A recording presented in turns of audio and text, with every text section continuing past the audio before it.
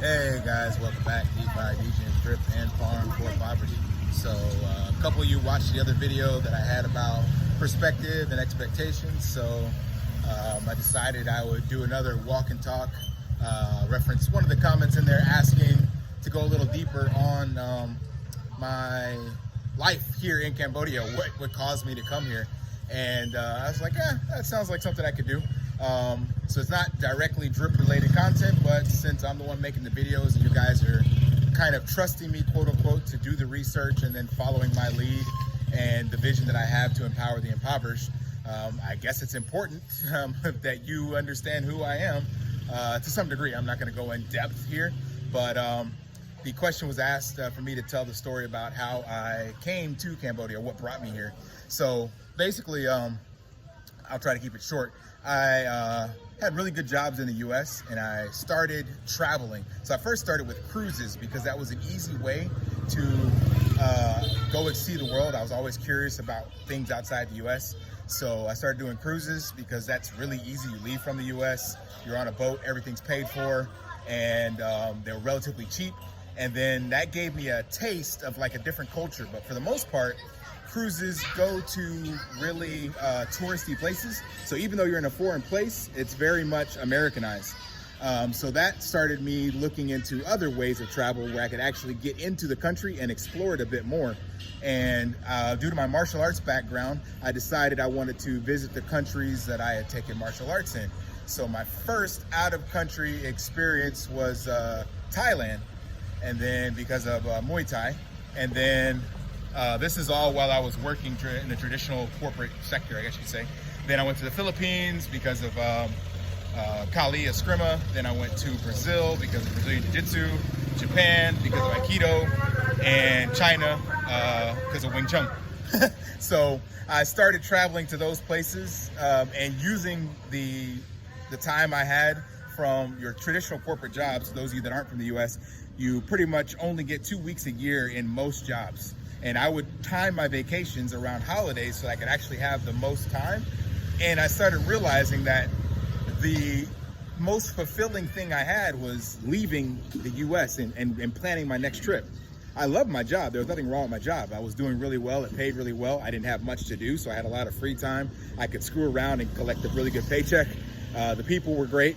So, but I realized that the only thing I really wanted to do was travel somewhere and experience cultures and stuff like that again, because I would come back and share that with my colleagues, and then they were always into it and wanted to hear more about it, so they were living vicariously through me. So that kind of fed my feeling of giving and providing and taking pictures and all that stuff like that. So it just became really fulfilling just to do these adventures and share with people.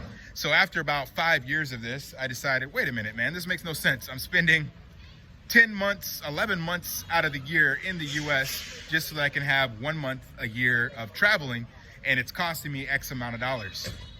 Because traveling from the US to a foreign country is extremely expensive. The plane ride there and back will typically cover your ability to stay in a country for 30 days once you start to explore it and understand how that works.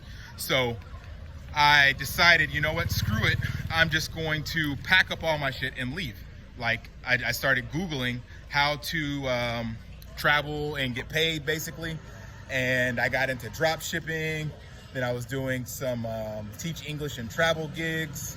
And basically looking all that up, I found out that Southeast Asia was the easiest place to kind of start living affordably. So like if you have $1,000 a month of income coming in, you can pretty much live in most Southeast Asian countries. Here's some of the kids. Southeast Asia countries without spending, and live on that budget. Sorry, I got distracted. So $1,000 a month will pay for the apartment you're in, and it's a westernized apartment. It'll pay for food and your transportation and even a little spending cash. So $1,000, $1,500, and you're actually living a really decent life. So I was like, okay, screw it. Let me see how I can make that kind of money and not pay, $4,000 a month for rent and taxes and all this stupid stuff in the US with things that I don't need. I had a 3-bedroom house by myself and 2 dogs. And I was following the American dream of just collecting stuff. So I had a 3-bedroom house and I had 5 TVs, and the smallest one was 60-inch for me.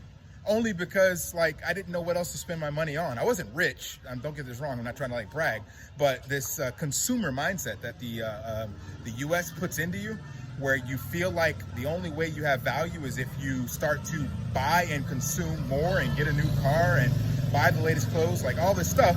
So I was accumulating stuff that I didn't need and had no purpose for, and that stuff was chaining me to that lifestyle and that environment, because since I had this stuff, I had to maintain this stuff, and I felt like I couldn't get rid of this stuff.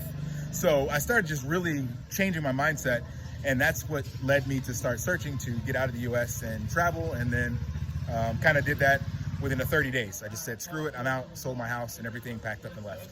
So that's a short and sweet description, I guess you could say. Hopefully it was short and sweet, but there's obviously a lot more to it. But the main thing is really about mindset. Like the biggest thing I tell everybody is awareness. There's so much going on in this world, and unfortunately, if you live in your own little bubble of whatever your culture, religion, your upbringing is, that's just one perspective, one narrative.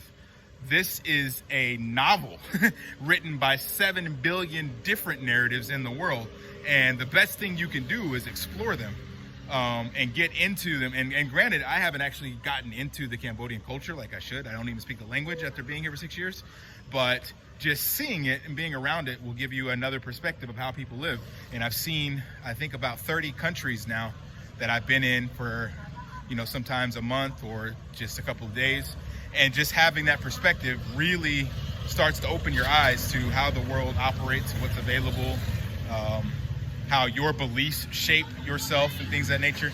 I think Gandhi is quoted as saying, beliefs become thoughts, thoughts become words, words become habits, words become actions, actions become habits, habits become your values, and your values become your destiny. So let that sink in a bit, and you can rewind it and listen to that again, but that really drives home kind of the perspective and narrative that you need to open your eyes up and just build awareness on what's going on around you, outside of your initial confines, I guess you could say. So hope that answers the question of how I got here. If you're interested in more of this kind of content, I'll be happy to share more with you. Drop a comment below if you got questions, something like that. I know it's not drip related, but hopefully it provides value to you guys. All right, until next time, lift daily and achieve your impossible. See ya.